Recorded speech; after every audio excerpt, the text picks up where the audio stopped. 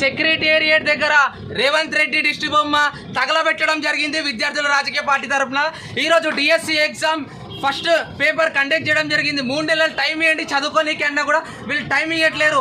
So అందుకనే ఈరోజు మేము ఇక్కడ రావడం జరిగింది. అనికేతన్ ఇవాళ ఇక్కడ డిఎస్సి ఎగ్జామ్ పోస్ట్పోన్ చేయమంటే కూడా పోస్ట్పోన్ చేయకుండా దౌర్జన్యంగా ఎగ్జామ్ అమ్ముడు పోయిన పోస్టులను కూడా దౌర్జన్యంగా పెట్టిండ్రు.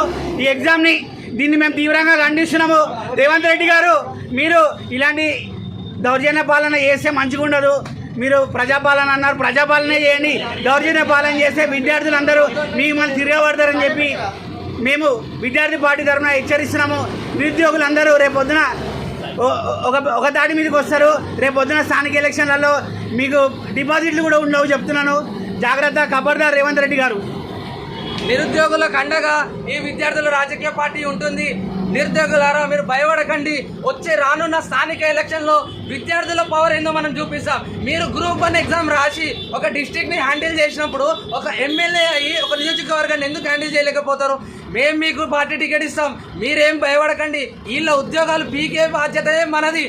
గుర్తుపెట్టుకోండి. ఈ ప్రభుత్వానికి విద్యార్థుల రాజకీయ పార్టీ తరఫున మేము హెచ్చరిస్తున్నాం, జాగ్రత్త. ఈరోజు పోలీసు బలగాలతో మమ్మల్ని నిర్బంధించిన మాత్రాన మేము మమ్మల్ని ఏ గంటలో నిర్బంధించినా కూడా దాన్ని బద్దలు కట్టుకొని మరి నీ సెక్రటరీని బుట్టనిచ్చే యువతన ఆ పరిణామం ఎదుర్కోవాల్సి ఉంటుంది. మిస్టర్ రేవంత్ రెడ్డి ఖచ్చితంగా కూడా ఇప్పటికైనా కూడా నిరుద్యోగుల మీద కనికరం చూపించి ఇప్పటికైనా కూడా కన్ను తెరిచి కనీసం నిరుద్యోగులకు న్యాయం జరిగేలా చూడాలని హెచ్చరిస్తున్నాం.